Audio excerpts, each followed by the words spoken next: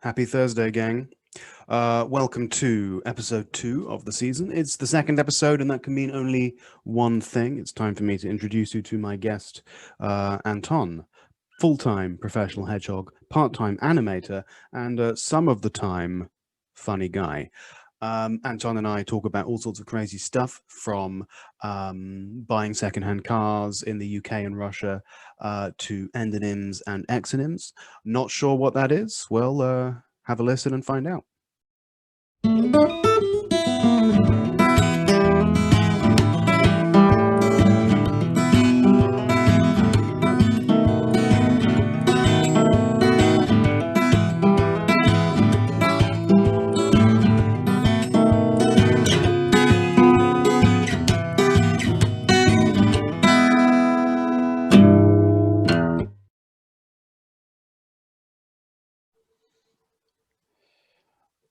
Ruski, where are you? Okay. Doesn't exist in Russian, apparently. Good. There is a word for it, but I've forgotten what it is. So good. Ручка на Okay. двери так высоко, Майк. А?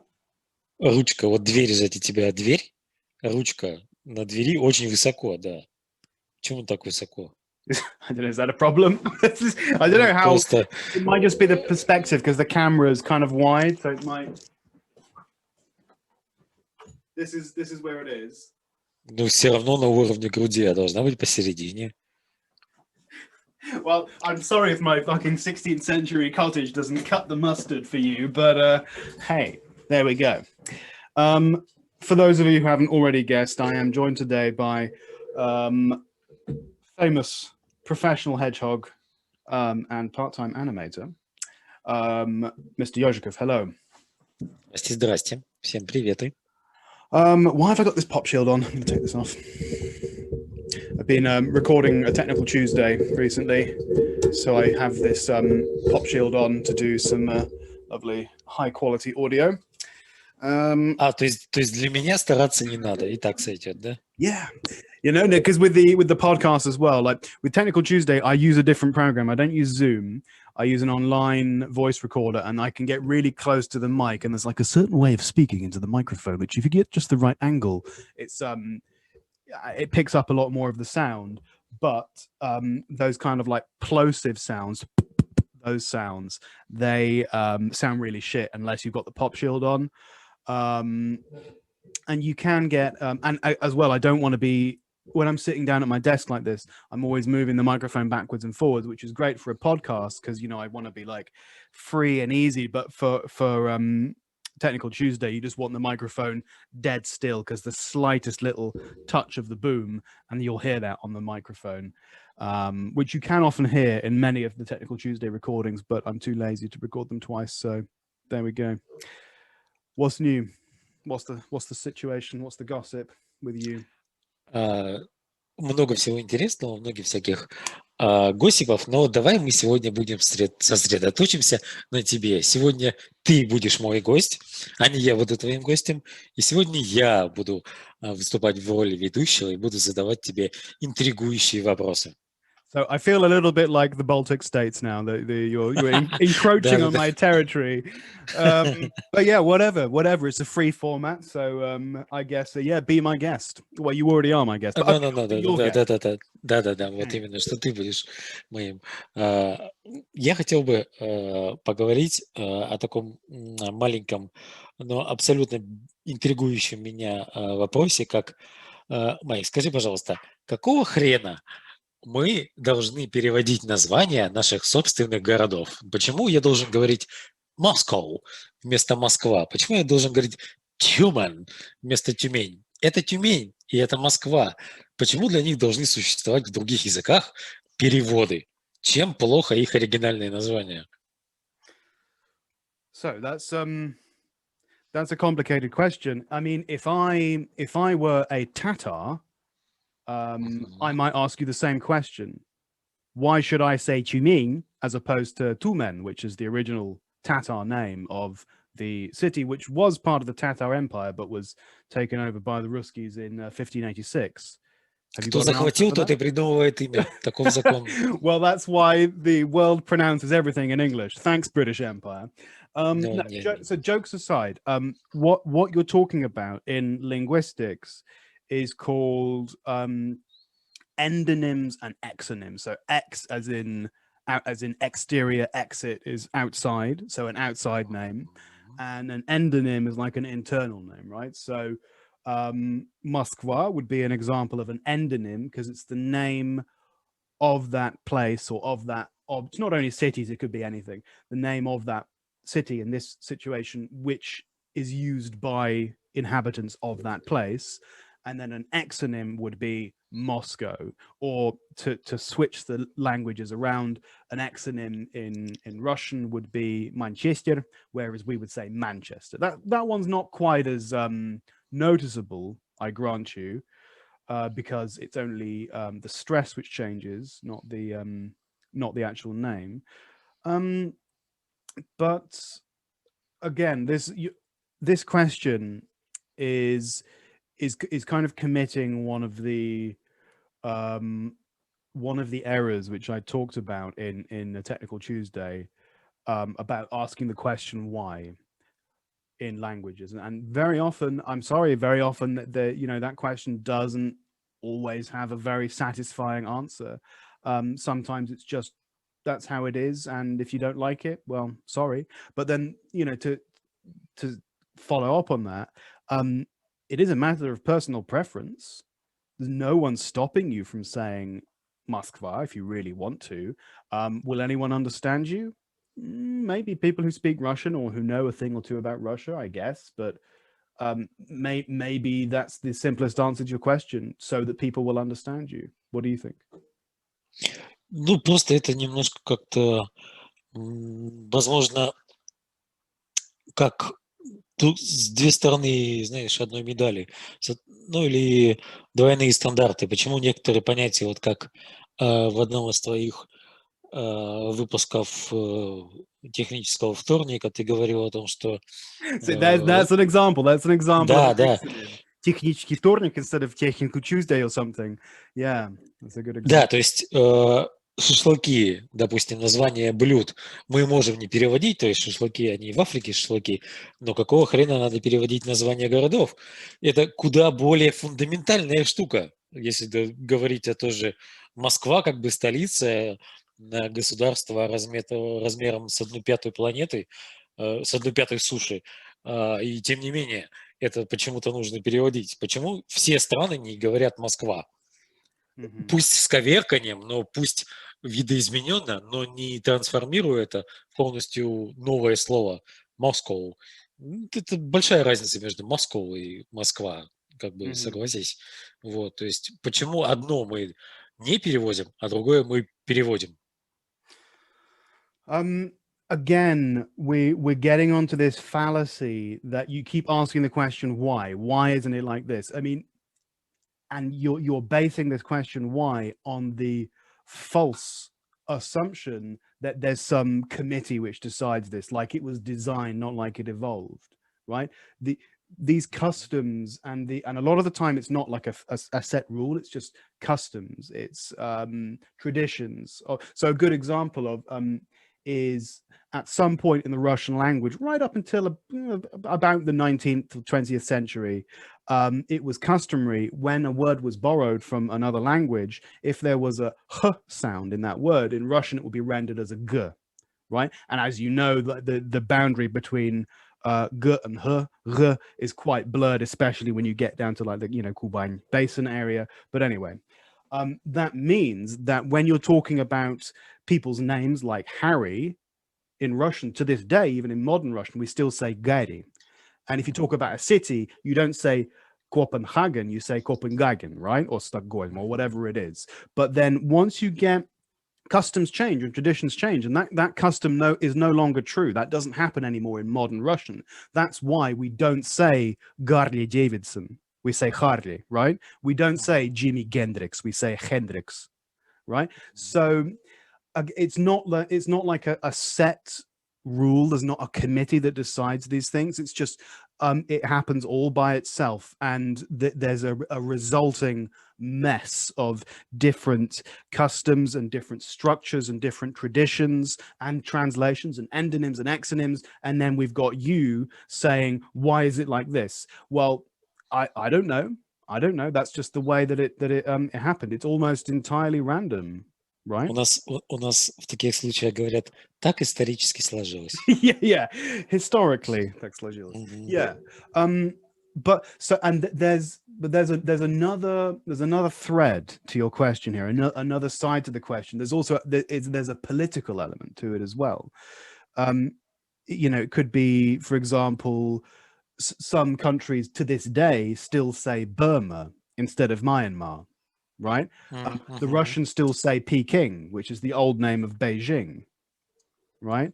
And I would also argue that in the same category of question is the debate over whether we say v or na Ukraine.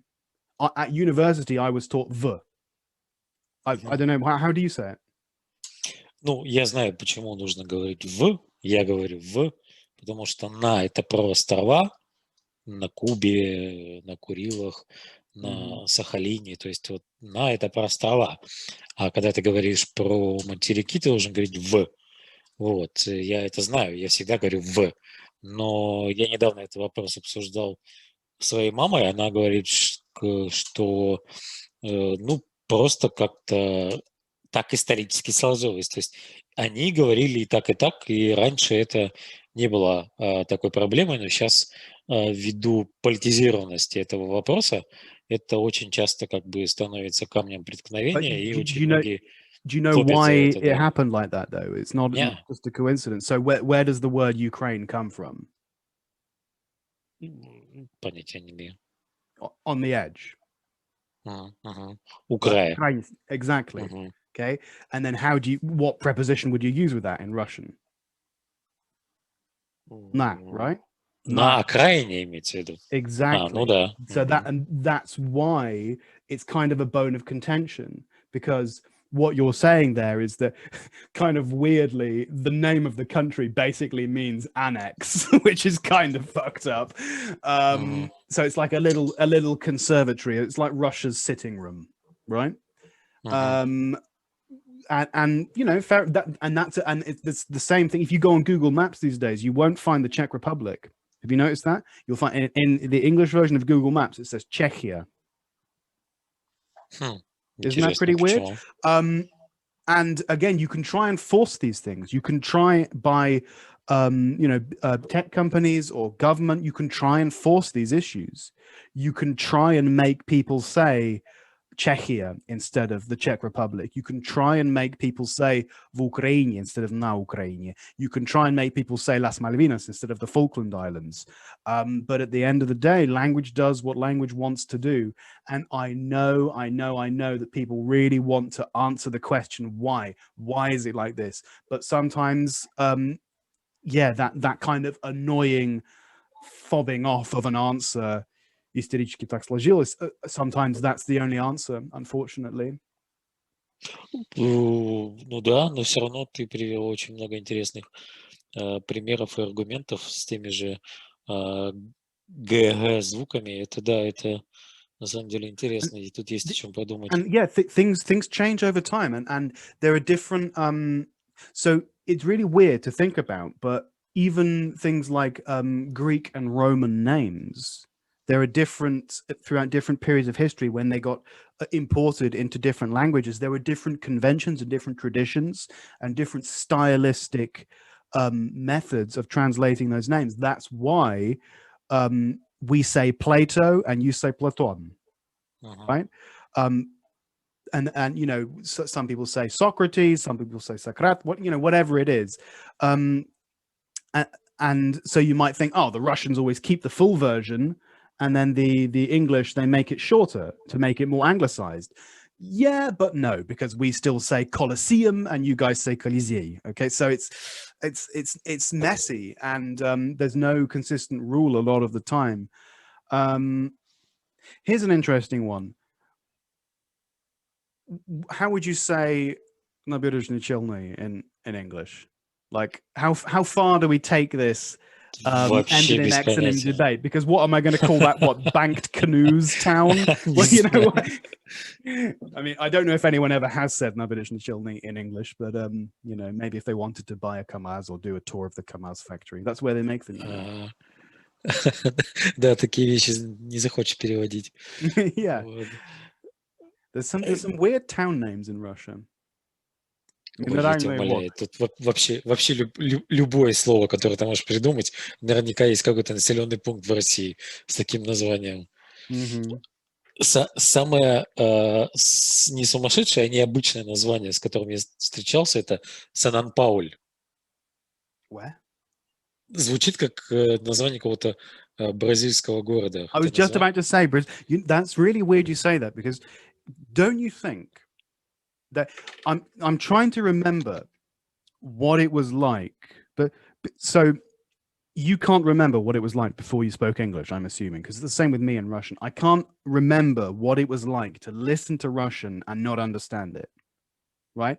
And because you know, when you listen to German or you listen to French or you listen to any language that you don't speak yourself, you can hear the rhythm and the soul, let's say, the spirit of the language, the essence of the language, but you still don't understand the actual content of what people are saying. When you listen to English, or if I listen to Russian or whatever, I just helplessly understand it. So it's not quite the same. But every now and again, there's a lot of Portuguese people around here, Portuguese speakers. Every now and again, I'll hear someone speaking Portuguese, and I'm like, what the hell? Why can't I understand them? It's not Russian. And it sounds so similar to Russian. The intonations, the zh and the sh sounds, which are really common in Portuguese. It's really interesting. Have you ever noticed that? Конечно, у меня же куча примеров португальского языка в округе. Нет, не замечал я такого. Вообще понятия не имею, как звучит португальский язык. Что-то не подсказывает, очень близко к испанскому, но это все, что я знаю о португальском языке. Нет. It is, yeah. Etymologically and sort of, yeah, obviously it's very close to, yeah, Castilian Spanish. It's Lusitanian is by the way, if you want to know, Lusitanian is an adjective всегда мечтал. meaning relating to Portuguese, but yeah, it's very closely related to Spanish, but it's very hard. So for example, if I listen to someone speaking Ukrainian, they can't pull the wool over my eyes, because I can pick up every, like, you know, pretty much 70% of what they're saying, depending on the dialect, of course. Like, I can watch Ukrainian TV and understand it, right? As of course you can as well. Well, you speak Ukrainian, but whatever. Я не говорю по-украински, я так слегка совсем. Oh, really? Okay, my mistake. But if I'm listening to, even though I speak Spanish, if I'm listening to Portuguese, I can understand nothing. Absolutely nothing, because it's just the sounds are so different. They've got extra vowels that they don't have in Spanish, and loads of sibilants and sh and zh sounds. Yeah, it's pretty crazy. Pretty crazy. Кстати, о КамАЗах. Скажи, пожалуйста, Майк, как у тебя есть машина? Well, relatively speaking, yeah. Я хочу немножечко углубиться в историю, недавно произошедшую с тобой, всю сопутствующую ей и последующую события покупки автомобиля. Вот, очень интересное событие для меня, как для человека, который недавно покупал автомобиль и в целом знает, как это устроено в России. Было очень интересно и удивительно узнать, как это все происходит у вас. И поэтому я хотел бы тебе задать следующий вопрос. Если я, допустим, представим, что наступил такой счастливый день, и я стал гражданином Великобритании, захочу купить бэушный автомобиль, с чего мне начать? Well, it's not that complicated.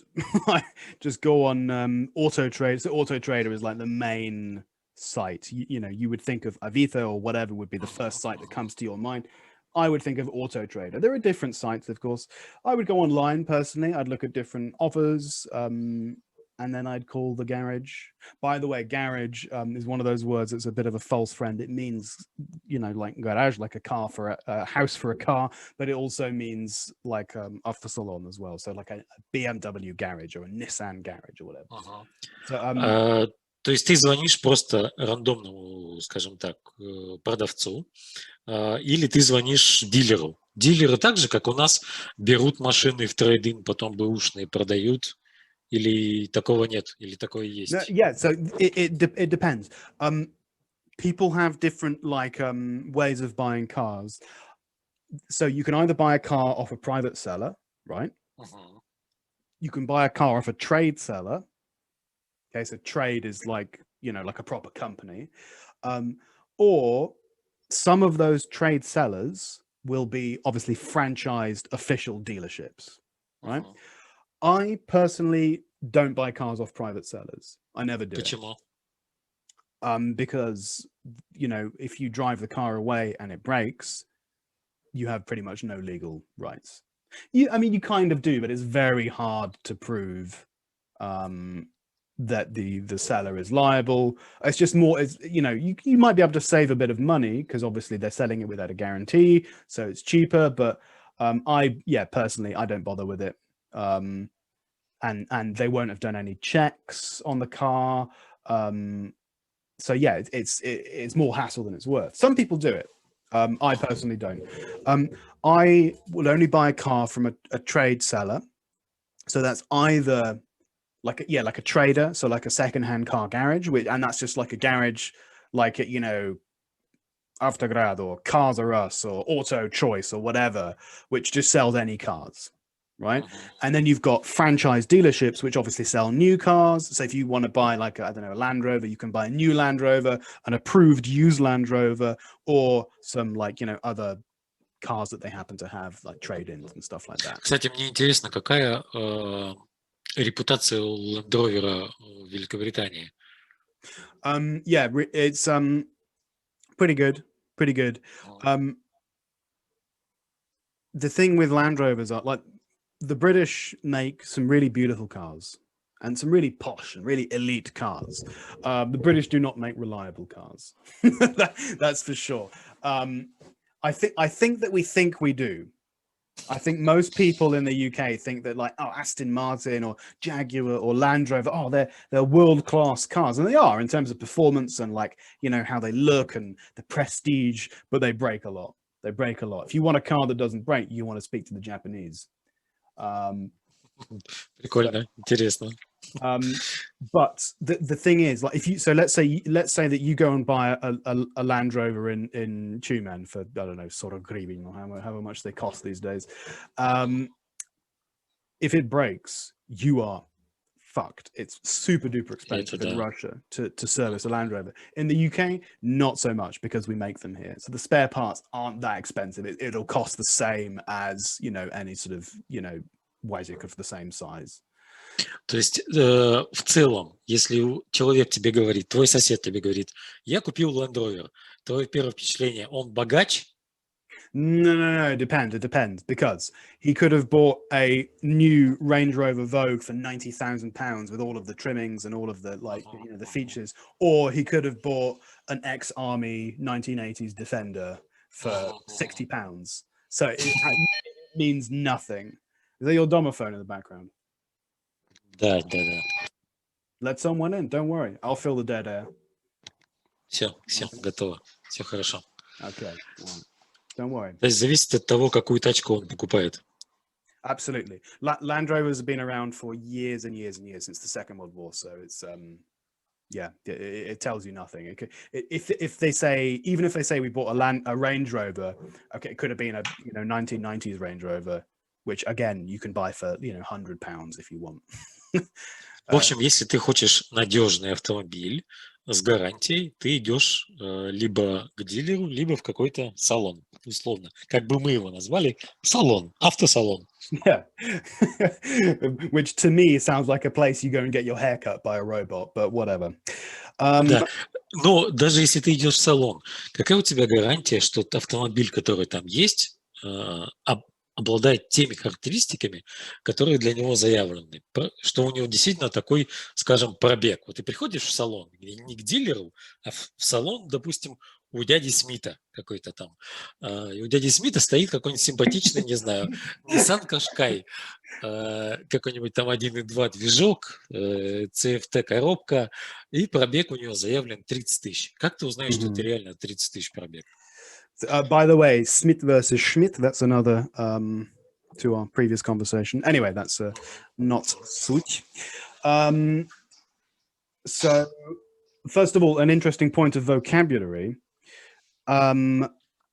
Clocked is the phrase we're looking for in English. So if you say this car's been clocked, that means that the mileage has been, someone stuck a drill in the mileage thing and wound it back and wound the miles back. We call it a clocked car. So when we were talking about this the other day, I sat there with an open mouth saying, what, you think the car could be clocked? That doesn't happen anymore. And you laughed at me for about 30 seconds and said, you're so naive. But maybe not as naive, sure. Maybe not as naive as you gave me credit for, because here's the thing. When you buy a car, you need to go and have it serviced, obviously, and you need to have an MOT. MOT means the Ministry of Transport. The same thing, right? Now, you go to the garage. You have to go to an official MOT center, which has to be licensed by the Department for Transport. They charge you a certain amount of money.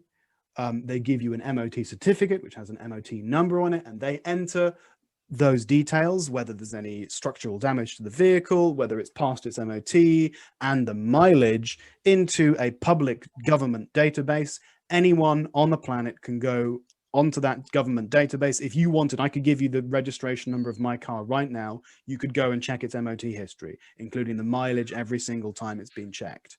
So I suppose it does happen. I don't know. I suppose you could clock a car, but it's really hard to do because it's really easy to check its official servicing history, and it's very difficult to get around that in the UK. As well, anytime, let's say that you have an accident, right? You're driving, what have you got a Sportage, haven't you? Да. So let's try, you're driving a Sportage and you crash into the pavement at a particularly inaudacious angle, and it breaks the chassis, right? Snaps the chassis in two. Okay. That is, I know, right? That's touching all the available wood in the room. That is an accident which the insurance company might decide that's too expensive for us to repair. We're just going to give you some cash, right? That's called a write-off. If that happens, the insurance company then puts a mark on your car's history. It's called a category S, which means structural damage. Anytime you go on autotrader.com or any car site, you get a free check, again, against the government database, which says this car has structural damage, which the insurance company thought was not worth fixing. Okay, and you can find out what that is. You can find out if it's been imported. You can find out if it's been written off in the past.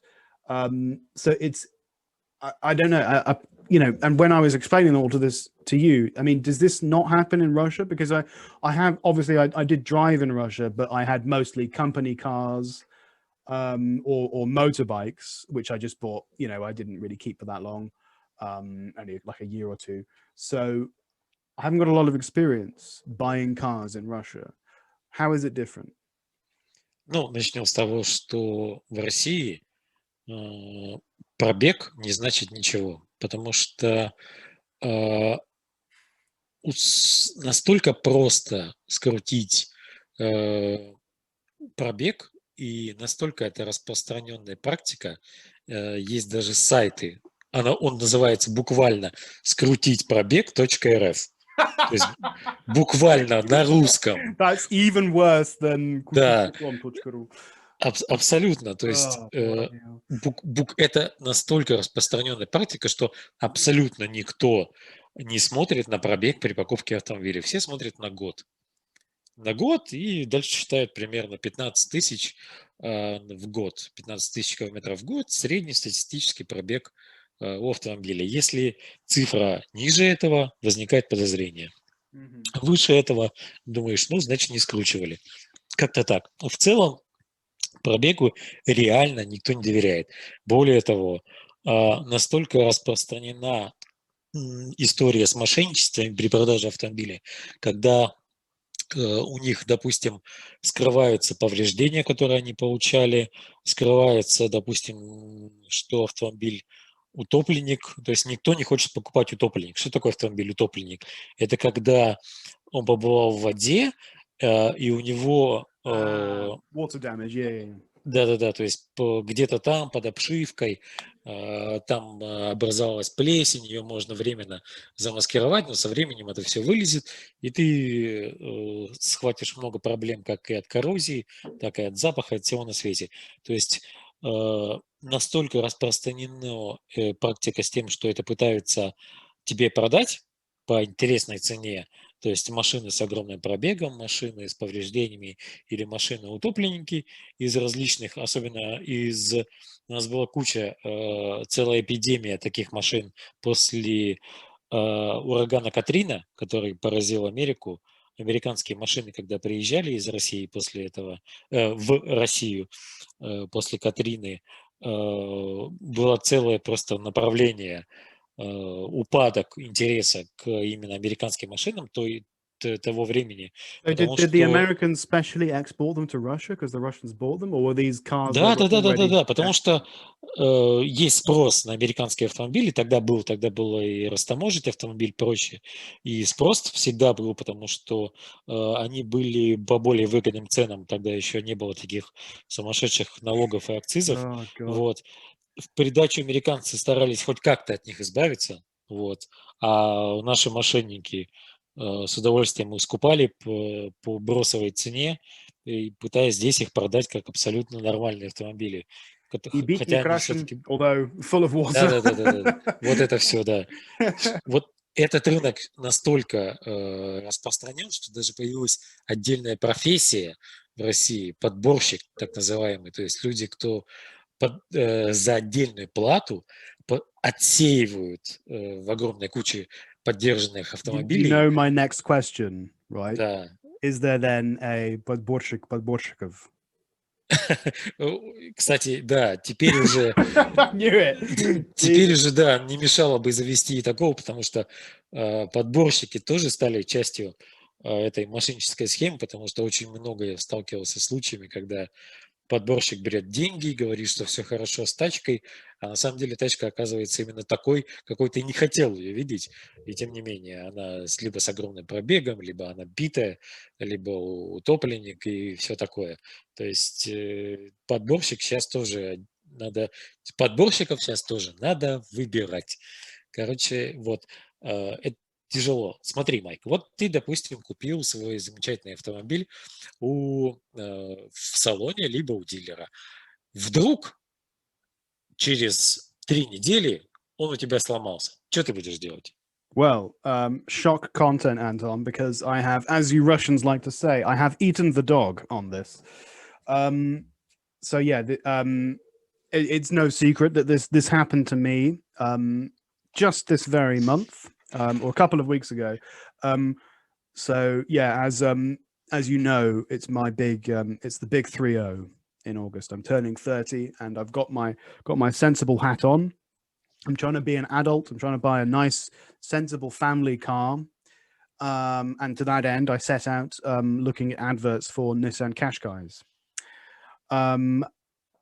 So Qashqais, just so you understand, so you know how like Steliaris is like everywhere in Russia because they assemble them in Petersburg or in Leningrad somewhere. That's like Qashqais for us. So we assemble them. They make them parts in Japan, and we assemble them in Wolverhampton, which is a little town near Birmingham. So they're a little bit cheaper than equivalents. They're cheaper to insure because the parts are available, and they're cheaper to tax for the same reason. So I spent a lot of time thinking about it, and I had my heart set on a Qashqai 1.2. It's amazing what these modern engines can do. So I bought a Nissan Qashqai from a car dealership in Bristol. Let's call it Auto Choice because that's its name. And I drove it out of the dealership on a Friday. On Saturday, I started having problems with the transmission. When the gear shifted from first into second, it would sort of jolt like that. And then when you got it onto high speeds, when you got up to 40, 50, 60 miles an hour, it would just stay in fourth gear and it just kept going and it didn't want to shift up the gears, right? So obviously there's a serious problem with the gearbox. So I called up the garage and I said, come and fix my car, please. They came and picked up my car. The mechanic had a look at it, tried to change the oil, said maybe there's something wrong with the gearbox oil. And then that didn't help. And he said, I'm going to try something else. And I said, you know what? You go ahead and do that. I'm going to have my money back. I contacted the general manager of the dealership. And I said, I'd like to reject the vehicle, please, under the Consumer Rights Act, as is my legal right. And he said, yes, absolutely. I apologize for the inconvenience and immediately sent me back all of my money 2 days later. С точки зрения закона, у тебя сколько есть времени, чтобы машину вернуть? From what I've read on the internet, 1 month. So it has to be a problem which is there already when you buy it, because then that counts as false advertising and it was a misleading sale, right? Now, and just to be clear, I didn't suspect this garage of bad faith. I think it's just one of those unfortunate situations. Sometimes you buy a car that's got a mechanical problem, right? So that particular garage, there was a 3-month guarantee, where if anything went wrong with the car in the first 3 months, they would pay for all of the parts and labor. So I used that guarantee first of all just to see if it was like a little sensor or some software problem, then I would have kept the car because that's not a big deal, right? But because they're not really sure what it is, I just said, you know what, I'm gonna invoke my legal right. So because it counts as false advertising, so you've got a month. It might be 3 months actually. I'm not sure. I don't know, but all I know is that it was 1 day is certainly in the time frame, and yeah, it's in the law, black and white. There's nothing they could do, but they didn't try and resist me on it. They just immediately apologized and sent me my money back. And then I went off and I dropped off all the documents yesterday, gave them back the keys, said goodbye, and that was the end of it. And now I'm gonna probably go to a franchise Nissan garage next time. У нас все слегка по-другому. Oh, the timing, Anton, that was good. That was good. Tell me how it's different. Ну, во-первых, у нас не месяц, не 3, у тебя есть 2 недели по закону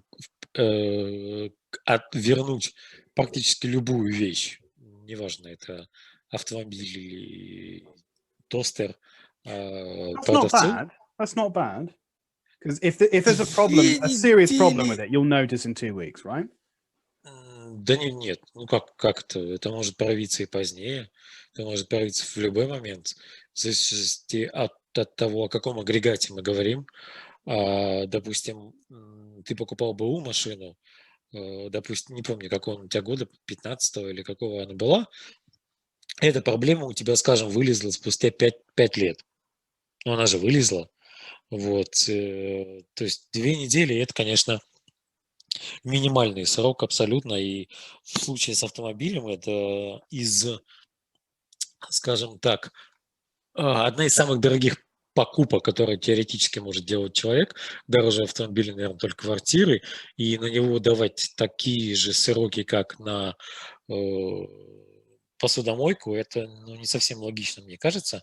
Вот. Но тут еще это не конец истории.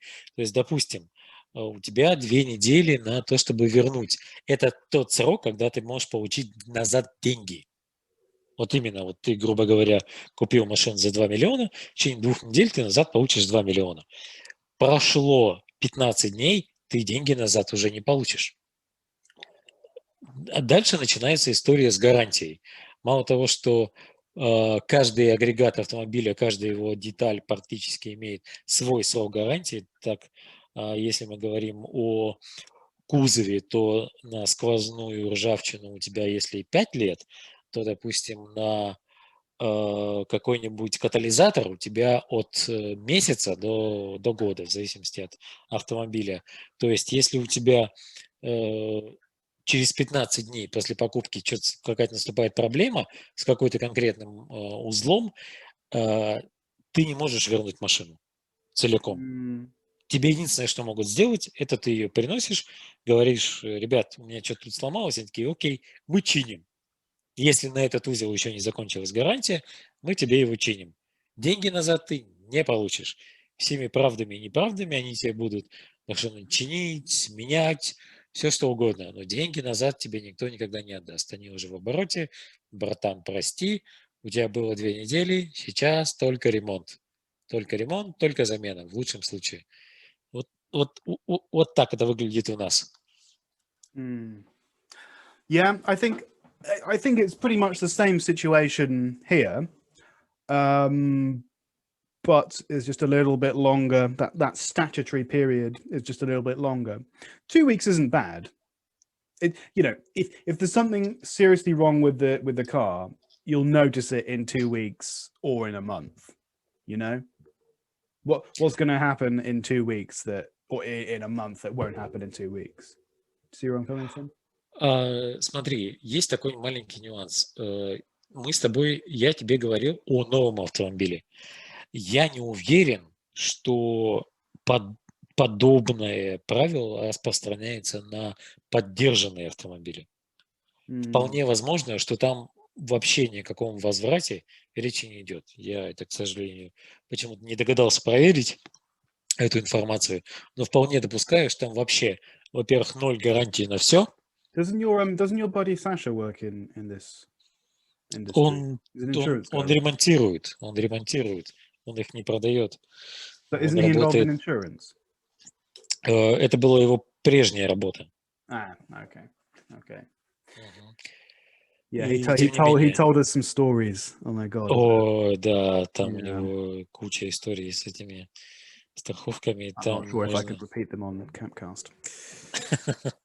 Не This is стоит. a family show. Ага. It's not a family show. Can you imagine if this was a family show? What kind of fucked up families are watching this? Да. Мамы, закрывающие уши своим детям. Absolutely, yeah. To corrupt their young ears, as I put it once. My, when I put that, when I was getting ready for the 3rd season of Campcast, and I put up that video of I was just playing the Campcast theme on the guitar. So people were so angry with that. I had like 8 people left the community when I put that video up. I was like we don't want to see your guitar. Who the hell does this guy think he is? We came here for English. Like, calm down, everyone. It's just a bit of fun. I'm just sharing my hobbies with you. It's just a bit of guitars, just a bit of music. Let's all calm down. But yeah, some people they really know what they want from a VK page. Да. But you know my philosophy with the subscribers and their opinions. Да, подписчики прежде всего. Что это такое? That's it. That's the campfire way. Speaking of which, have you noticed my campfire merch, which I'm wearing? I say merch. There's only one of these shirts in existence, and I'm wearing it. This is the. Теперь она еще дороже, Майк. Exactly, right? And so this is Носишь неделю, не стираешь и выставляешь на продажу. Японцы расхватают. Put it in a vending machine. Campfire. You like your Japanese culture, don't you? Do you watch anime only, or do you also buy used underwear from a vending machine as well? Нет, такое белье я не покупаю. Я знаю, что у них есть. Это хрень, что они продают это все прямо через автоматы. You've been trying to make me watch anime for how long have I known Да you я now? тебе одолжение делал. Что значит заставлял тебя? Это потрясающие вещи. Я тебе не рекомендовал всякий ширпотреб. Я тебе рекомендовал классику. Классику. «Тетрадь смерти», Майкл. Это просто You know классика. how Roskomnadzor was trying to block it or limit it because there's, it's like considered to Он be. не пытался. Он заблокирован территорию России. Признана Okay. незаконным «Тетрадь This is смерти». probably the only thing that Roskomnadzor has done, which I agree with. Ай, да все, пошел ты. Ничего ты не понимаешь. No, I'm Они joking. That is молодцы. mental. What was their logic there? What was their argument for blocking anime? Да, им разве много надо? Ты просто дай что-нибудь поблокировать. Время свободное выдалось в обед. Что будем делать? Не знаю, давай что-нибудь блокировать. Ну, давай. Что там у тебя что у тебя No, на флешке? what Сейчас was the гляну. reason they gave? Was it like propaganda of something, like samurai swords, or I don't know? Ну, я вообще не представляю, под каким предлогом они докопались до «Тетради смерти». Там абсолютно настолько вымышленный сюжет. Бог смерти обронил на землю тетрадь смерти, если в нее вписать имя человека, он умрет. Как это может вообще как-то экстраполировать на современную реальность? Что это могло нести? Ну, парень, да, боролся с преступностью, вписывая в тетрадь имена преступников. Что в этом такого? То есть этот случай максимально за уши притянут, тем более они покусились на самую популярную в мире анимешку, просто которая, является иконой аниме. Все абсолютно без исключения люди, кто хоть раз смотрел аниме, первое, что порекомендуют любому другому начинающему свое знакомство с аниме, это «Тетрадь смерти». Просто это шедевр абсолютный, So let me get просто this во straight. всех смыслах. You write someone's name in the death book or whatever it's called. Death Note. Death note. You write someone's name in the death note, and then they die. Do they die immediately or just sometime? Есть правила специальные тетради смерти, они в этой тетради написаны. Если ты вписываешь просто имя, в течение 31 секунды человек умирает от сердечного приступа. Но ты можешь записать обстоятельства его смерти.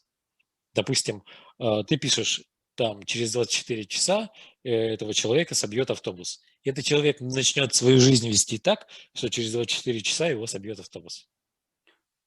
And does it work if let's say that you wrote that about me in the book, heaven forfend, let's say that you wrote in 24 hours, I'm going to get hit by a bus.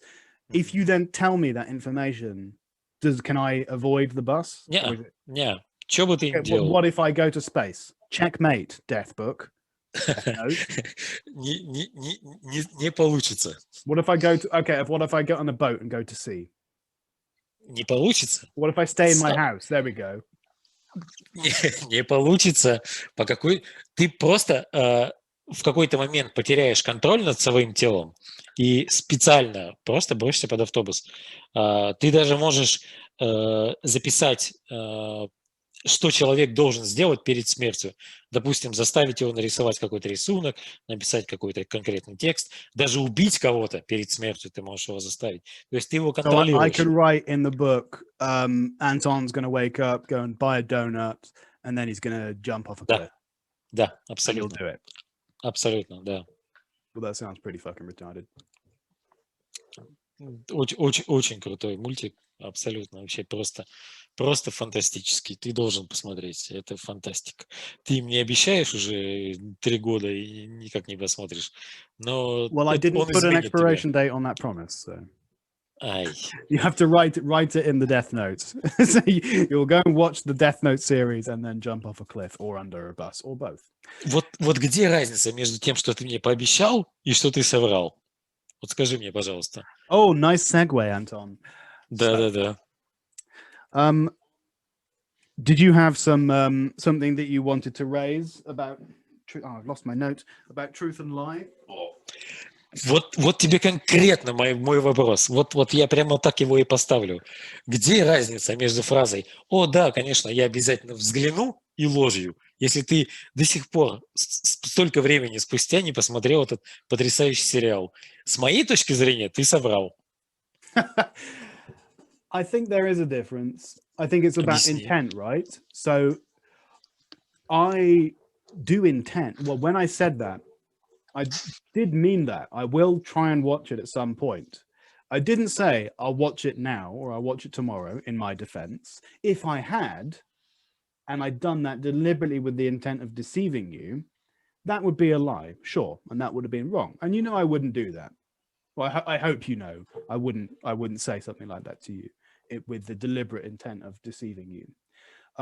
What I can sometimes do is say, oh yeah, I'll watch that, and then through my own failure or through my own laziness, fail to watch it. But I don't think that's a lie, right? You must see there is some daylight between those two. Нет. Объясни мне, где граница? Где граница между я поленился, мне неохота, не было времени и ложью? Well, okay, let's back it up, shall we? Because this is Давай. we've tried discussing this a couple of times. For anyone who doesn't know, I kind of have this I don't want to say obsession. This principle. Принцип. Principle, yeah. What was it you called it? Pravdodolb or something like that? Правдолюб. There we go. I think that truth is one of the most important. I think truth is the most important value. Yeah, I think that's right to say. Truth is probably the most important value. And it's a hugely important principle for me, and it's a huge part of my what would you call it, moral code or whatever. To be clear, I think there are some situations in which it is moral to lie. I think, the classic, if the fascists are asking you, where are your tanks? If your grandma is on your deathbed or on her deathbed and she asks you if you believe in heaven, assuming you don't believe in heaven, then I think that those are situations in which it's okay to lie. I think there are situations when it's moral to lie. Having said that, I have never been in such a situation in my life, and I'm fairly sure you haven't either, and I'm pretty sure most people never have. And Большинство нормальных людей каждый день оказывается в такой ситуации. Well, yeah, it depends where you draw the line, right? So Именно. Your microphone's a bit messed up. Именно так. Именно в этом и дело. Где мы проводим эту самую линию, когда мы можем соврать, а когда не можем.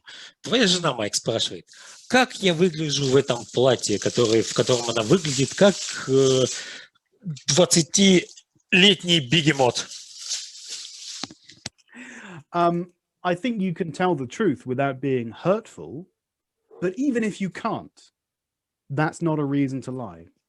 And I love how you always provide this as like a really like knockout example where, it's just going to completely destroy my logic. Believe it or not, I have spent a lot of time thinking about this, and I have been in that situation before, and I tell the truth. If my wife asks me, have I put on weight? And if she has, and if it's noticeable, I will say yes. And I know that's such a huge shock for you, but I can't figure out why. So I'll explain my logic a bit. But first of all, you tell me, how would you react in that situation? Let's say if your wife asked you, have I put on weight, or do I look good in this dress if she looks like a hippopotamus, or whatever it is, what would you say, and how do you justify it morally? Я бы сказал то, что она хочет от меня услышать. И оправдание этому было бы то, что я не идиот, то, что я не хочу ее обидеть, то, что мне важнее не мои принципы, а наши хорошие взаимоотношения. Она прекрасно понимает, когда я вру. Она прекрасно понимает правила этой игры, что я говорю то, что она хочет услышать. Это все прекрасно понимают. Но именно это и есть как бы такой твой тест, понимаешь? Каждодневный тест. В тот день, когда ты его провалишь, для нее это будет знаком, что все, наши отношения закончены, все это катится к чертовой бабушке, и пора с этим заканчивать. Но во всех остальных случаях ты всегда должен говорить: да, любимая, ты выглядишь чудесно, это платье, в этом платье ты божественна, как никогда, и так далее. Ты должен врать. Своей жене ты врешь всегда. Это закон. У тебя есть кольцо, на котором должно быть вообще написано не дата рождения твоей жены, чтобы ты в конце концов запомнил, когда это было, вот, а именно то, что ври, говори то, что она хочет услышать. Это закон. Я не понимаю, почему ты этого не понимаешь. So I'm listening to your argument very carefully, and there's something there that I semi agree with, that there is, when it comes to communication, it's not as black and white as I'm making it out to be, right? Like I'm giving these examples like they're really simple, but really I'm full of shit, because communication is much more complicated than that. It's a very delicate, sophisticated dance. It's a back and forth, and you know, sometimes you can play fast and loose with the truth, and even though the other person understands that you're lying, they can still understand by the way that you say it that what the truth is, what you really think. But at the same time, knowing what your true opinion is and knowing the fact that you lied, they will not be as offended as they might have been, if I've understood what you're saying correctly. So you can say, yes, darling, you look amazing in that dress, but because of the way that you said it, because of the way that your eyebrows moved, or the, you know, the rate at which your eyes blinked, your wife will think, oh, he didn't really mean that. Oh, well, it's nice that he's trying to protect my feelings, but maybe I should go and put a different dress on. That's what you're saying, right? Or part of what you're saying. Да, отчасти, конечно. That's yeah, and that's a good point. That's a really good point. Communication is complicated. But I don't think you need to make it that complicated. I found, so this is something I decided to do in my life, after reading a particular book which I can recommend to you, and it's simply called Lying. The name of the book is Lying by Sam Harris. And I was skeptical. I was on the same page as you on this question. But it really changed my opinion, having read the book, and committing to always telling the truth, or at least never lying, because they're two different things, right? You can not lie, but you don't have to tell the truth, right? You can withhold information. That's fine. You know, if someone's got a surprise party, you don't have to lie to them and say, we're going to your daughter's ballet recital, and then they get in there and it's a big party. You can just not tell them anything, right? It convinced me that telling the truth, or at least not lying, is a software upgrade for your brain and for your life. It just gets rid of so much bullshit. And I like to think that it's made us closer, because you don't lie to me, or at least I can't think of a time where I can prove that you've lied to me. And I don't lie to you. I hope you know that. And Ну, если мы только не говорим об аниме, то да, конечно. fucking hell, trying to make a serious point here, Anton. Stop with your Japanese nonsense. Because, okay, so an example. Not lying, if you know that the person that you're dealing with will not lie to you, it just makes your communication so much more direct and genuine and close and friendly. So if sometimes you help me with a translation, or with a poem or something, right? And sometimes I'll write a poem and I'll say, I don't know how that sounds. Let me send it to Anton, see what he thinks. Anton, can you tell me how this poem sounds in Russian? What do you think?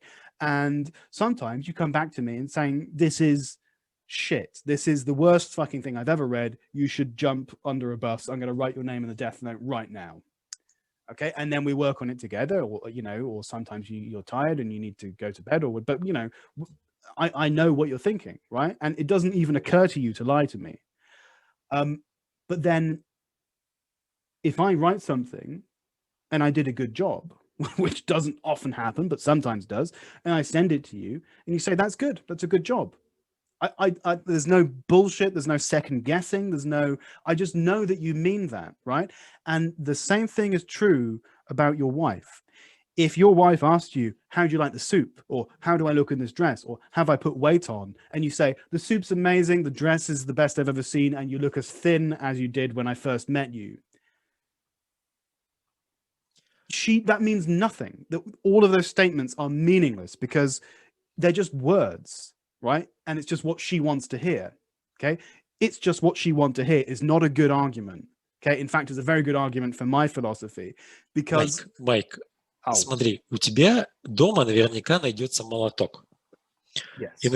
И наверняка у тебя есть сотовый телефон. Yes. Я тебя уверяю, и тем, и другим можно с примерно одинаковой эффективностью расколоть грецкий орех. И тем, и другим. Но молоток, мне все-таки кажется, для этой ситуации подходит больше. То же самое с отношениями. Жена и друг – это не одно и то же. И тот, и другой способны дать тебе комментарии по одному и тому же вопросу. Right. First of all, I've got a fucking nutcracker, unlike you uncivilized communist. Second of all, sorry, what was the rest of your argument? Go on, I interrupted you. Да. Друг, он тебе может сказать правду. Это его функция. Он молоток в этой ситуации. Жена, у нее совершенно другая функция. Она может дать тебе комментарий по этому вопросу, но ее основная задача, ее основная функция – радовать тебя, приносить тебе счастье. Это основная задача. Okay, we're going to have to do this is the first time this has ever happened. I'm going to edit Campcast. Okay, give me 1 second, Anton. Привет. Девочки, ты все уже? Да, мы тут с Антоном записываем подкаст. Мы записываем подкаст с Антоном. Ты уже все?